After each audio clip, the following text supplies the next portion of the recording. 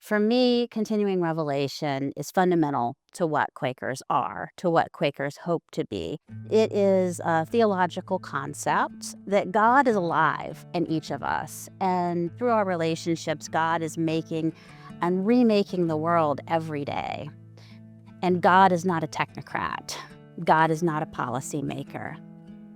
God is a force in our relationships. God is love.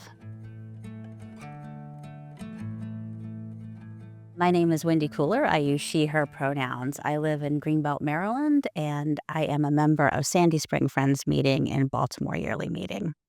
12 years ago, when I first started really engaging in a public ministry around abuse, thought that good policy was the answer.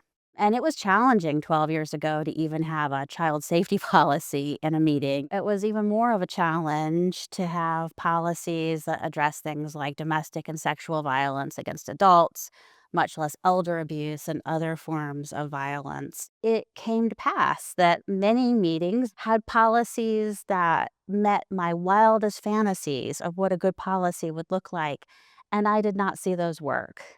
We had become interested in power, really, using our social influence to overpower other people in our religious communities and force them into following a policy that we believe would make us all safe.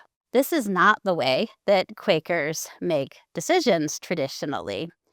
And I saw the failure. God is not violent.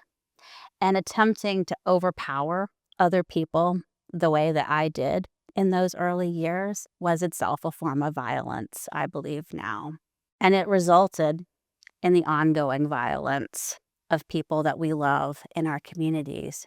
I and others who had been really active in anti-abuse work in the Quaker world thought what we need is a listening project where survivors' voices are brought forward in a way that is consensual, that is a labor with them, so that the rest of our community can also labor with the presence of violence in our lives. The common testimony is the culmination of the listening project that has been Life and Power and was the culmination of the last 12 years of my life's work. This is a tool that makes it safe for survivors to not just feel heard, but be heard in their communities. By having this testimony that is not connected to a person that we know we have a relationship with, we can disconnect our defensive responses from what's actually being said, and we can find that voice of God inside of us. I imagine myself sitting in worship with these voices, actually, and that each of these pieces of a story are messages that are arising from the silence. Our query is, do we live in that life and power that does away with the occasion of abuse?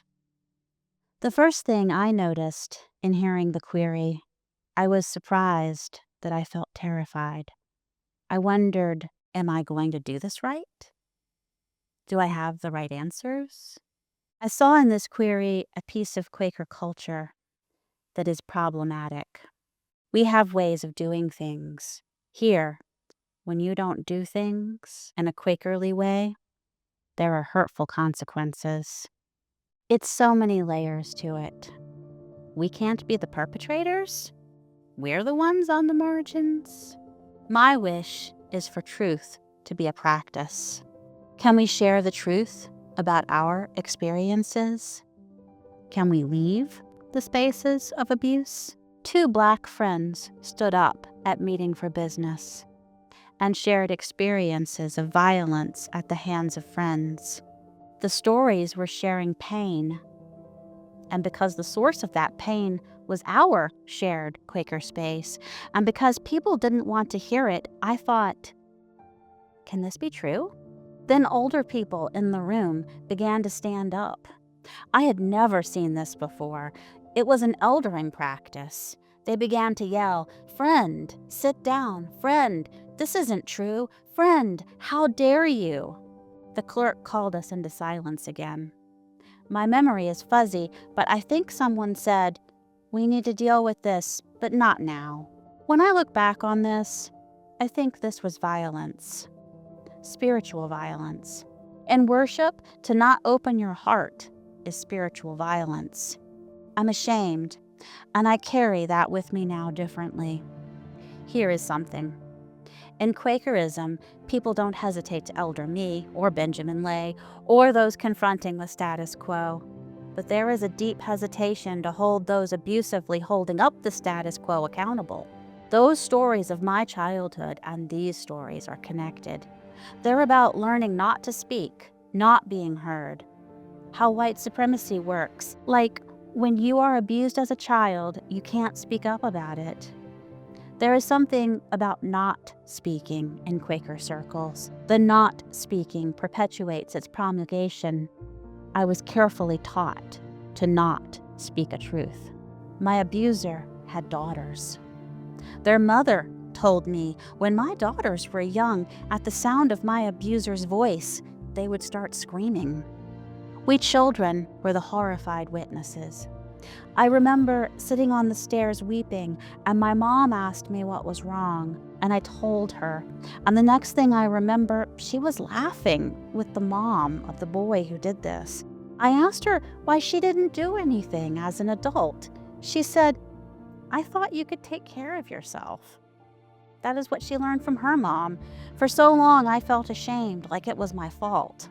And the message about taking care of myself, I felt like I let it happen. The phenomenon of that type of neglect when women were building their careers is not to excuse my mom, but to understand the context in which I was living. I feel ashamed. And why do I feel ashamed? At some point, I felt safe enough with a weighty friend in my meeting to share my stories about abuse at my Quaker workplace. They told me, "I'm really sorry to hear that, but your abusers raise a lot of money for our community."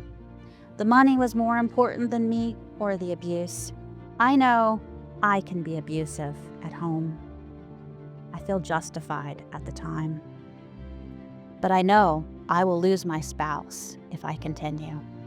When I think of abuse, I think it is the worst sin, especially in the hypocrisy of a church that says it's about peace. My meeting said that it would make everyone uncomfortable if I stayed in the same space with my abuser. It was better for me to leave. I wonder why I stayed a Quaker. It is because when I engage with faith and practice, I regularly experience communion with the divine.